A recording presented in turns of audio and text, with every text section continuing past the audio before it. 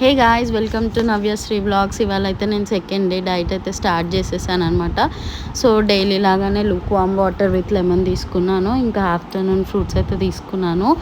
ఇంకా evening ABC juice అయితే తీసుకున్నాను. బికాస్ నాకు టీ ప్లేస్లో ఇది రీప్లేస్ చేసుకుంటే కొంచెం టీ నుంచి బయటికి వస్తున్నాను అనమాట.